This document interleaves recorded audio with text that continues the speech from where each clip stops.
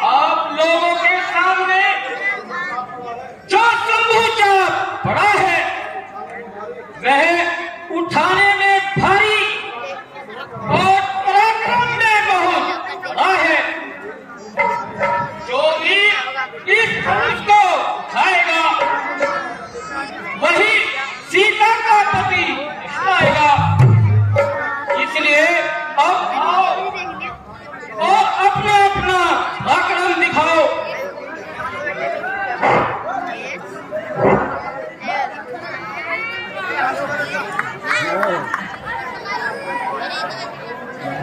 लगाया जोर जब मैंने मिटा दूंगा सभी खटकाओ। धनुष टूटा न पाएगा दिया जब हाथ का झटकाओ।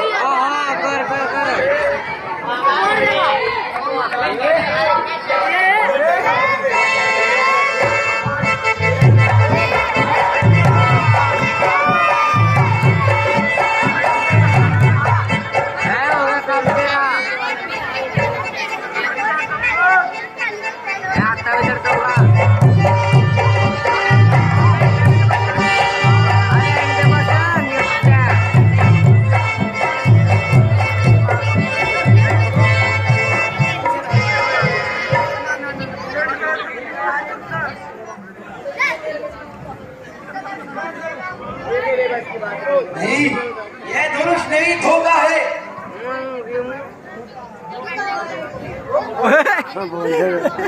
बोल दे ना।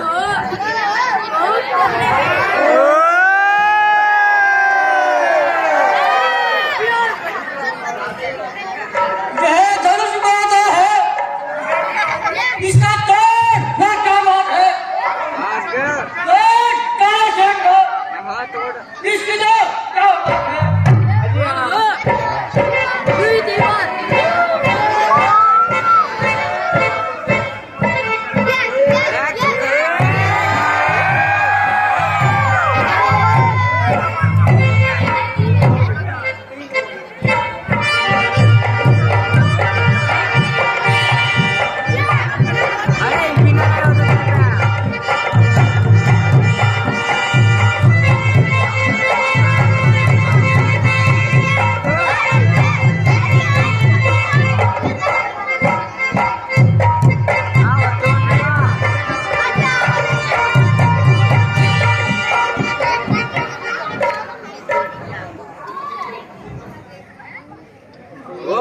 आगे यह धनुष नहीं, यह कोयले का खंभा है।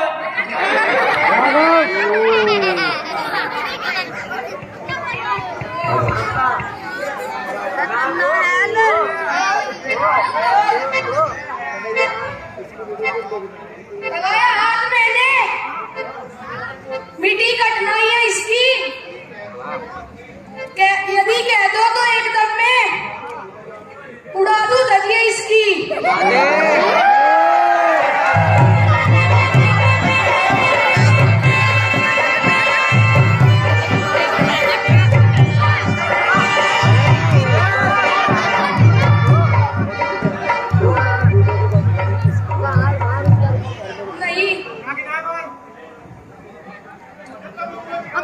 पहले मैं घर जाऊंगा,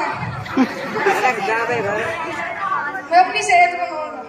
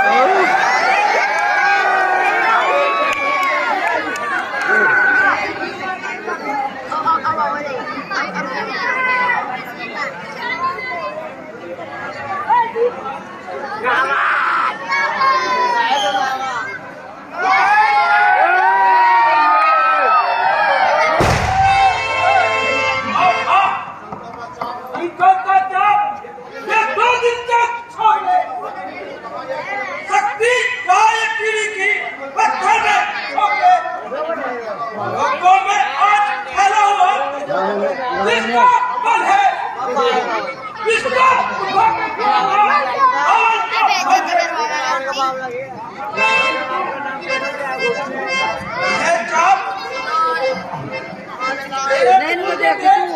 मेरी माँ जा रही तो कम से कम हालत खराब हो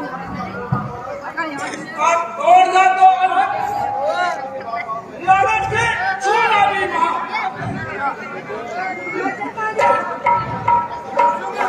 चालक ने कैसा भी चलाया है, इस शिप का सिर्फ तोड़ना ही सीता के विवाह का प्रतिबंध बनाया है। ओ ऐसा कितनी गहरी बात है कि रावण अपने गुरु का काम कदापि नहीं तोड़ सकता। इसके सीता के साथ विवाह का बंधन भी नहीं तोड़ सकता। ठीक है, अपनी की कमर वापस हो गई, रावण की सारी रानियां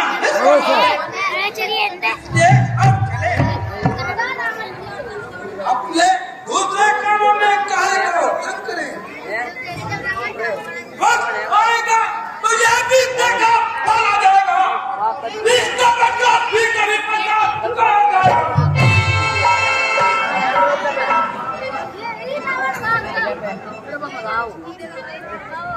महाराज बाणासुर जी, आप भी अपनी शक्ति आजमाइए और धनुष को उठाकर संसार में यश पाइए। नहीं नहीं, वह मेरा गुरु का पाप है, इसको तोड़ना पाप है। मैं डालूंगा भूल कर तरक्की बराबर की, कर दूं मैं शवर यह तो मेरे पास वस्तु है, सत्कार आदर की। रक्षा करो, रक्षा करो, एक छाती उठाकर चलने वाले कायरों, रक्षा करो, ये वीरता के नाम को कलंकित करने वाले कायरों, रक्षा करो। आज भले प्रकट हो गया, वीरता इस संसार से विदा हो गई और क्षत्रियपन की लाज हवा हो गई। आजकल के राजकुमारों से किसी बात की आशा रखना भूल है। इन लगे हुए कीड़ों को शेख समझना बुद्धि के प्रतिकूल है। यदि मैं पहले से जानता तो स्वप्न का प्रण कदापि नहीं करता। जिस धनुष को कुंवारी सीते बड़ी सुविधा से उठा लेती थी, इन वीरों को उसका हिलाना भी भारी है। इसलिए पुत्री को कुंवारी बैठाने में लाचारी है।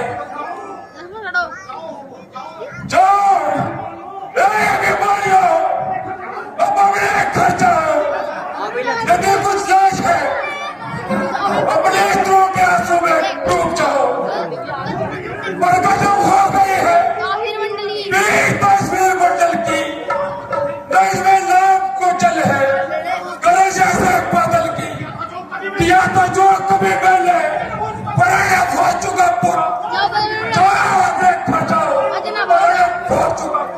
राजन हो तेरे इसी का ज्ञान वाली बलिवा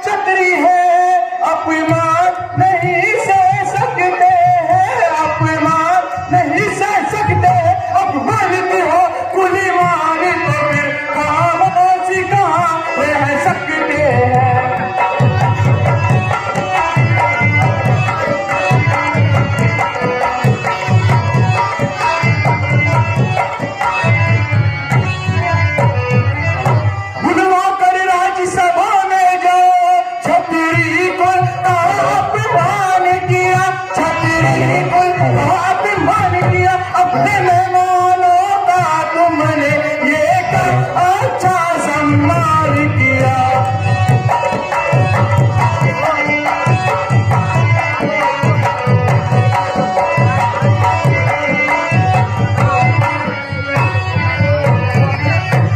हे राजा, एक विधिकाई वीरों का पान करते हुए तनिक भी लज्जा न आई, न कुछ सोचा न विचारा, जो मुंह में आया सो ही कह डाला। श्री रामचंद्र जी के उपस्थित होते हुए वीरों का जो मान क्या है, समझ लो अपने नाश का सामान क्या है। कहा रघुवंश के दो पुरुष विराजमान हो, वहां ऐसे कर्म वचन कहना इसके समान है। यदि भ्राता जी की आज्ञा होती तो अभी सब मान का बदला चुका देता, रणभूमि को रणभूमि बना देता। तुम नहीं जानते, जब तक सूर्य वंश का सूर्य चमकता है, वीरों को कौन अपमानित कर सकता है। धनुष कुछ भी नहीं है वीर के आगे, उड़ा तो पर्वतों तक को छोड़े तीर के आगे।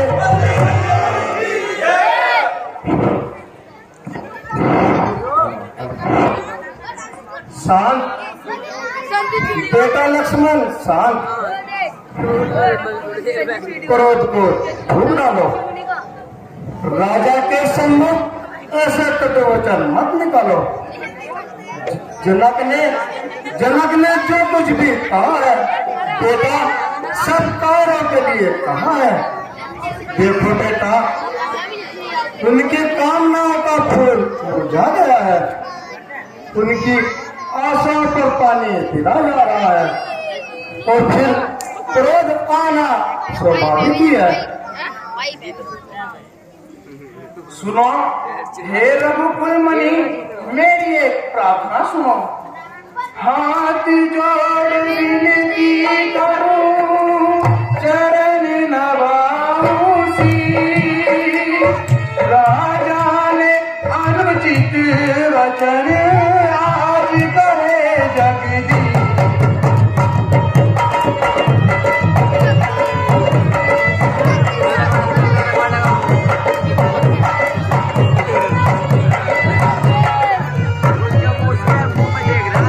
जिस सभा में आप पधारे हो,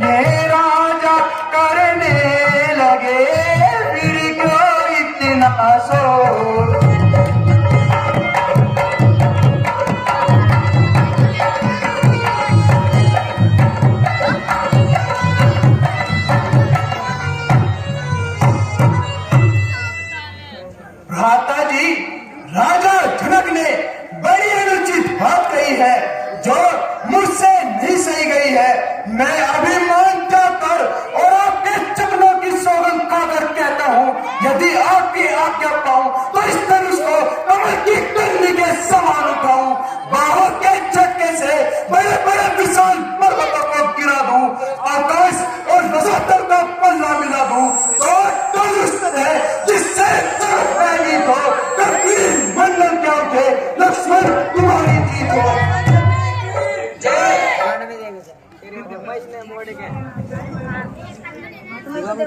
ठीक है भाई, मैं तुम्हारे पराक्रम को बलि बर्बाद करता हूँ, परंतु इस समय क्रोधित नहीं होना चाहिए, आवेश में आकर अपनी गंभीरता को नहीं होना चाहिए। राजा जनक हमारे बड़े हैं और इस समय तो बेचारे महान निराशा में खड़े हैं। भाई सोचो समझो, ध्यान से मेरी बात सुनो। अच्छा नहीं है लक्ष्मण झगड़ा तुम्हें बड़ा, झगड़ा तुम्हें बड़ा, बाता नहीं किसी का, हमको मरम दुखाना, हमको मरम दुखाना।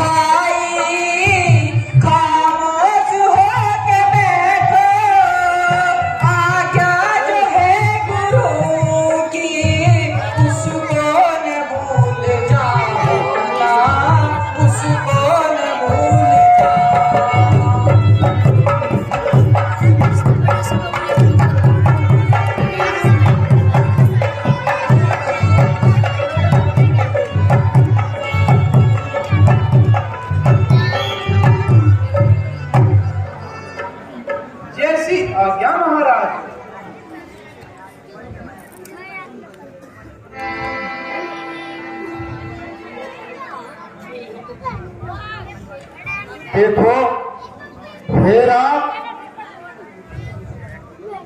सभा के साथ वायुमंडल में देखो निराशा में बदलती हुई जनक की आशा को देखो। बेटा अब तुम भी अपना पराक्रम दिखाओ और इन लोगों का संभाग मिटाओ। हे राम उठो मत देरी करो, तुम्हें तो सिर चाहते उठाना है। अब बात बिगड़ती जाती है, तुम्हें तो ये बात बनाना है।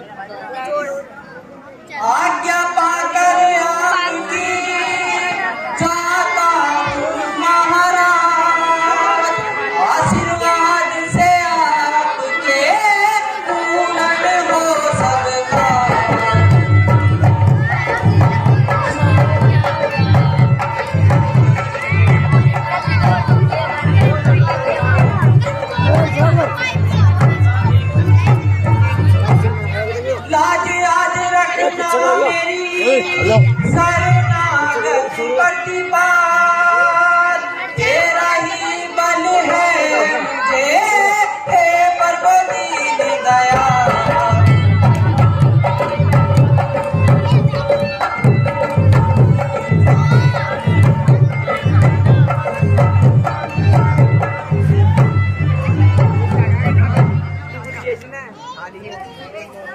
लो देखिए, ये वही धनुष है जिससे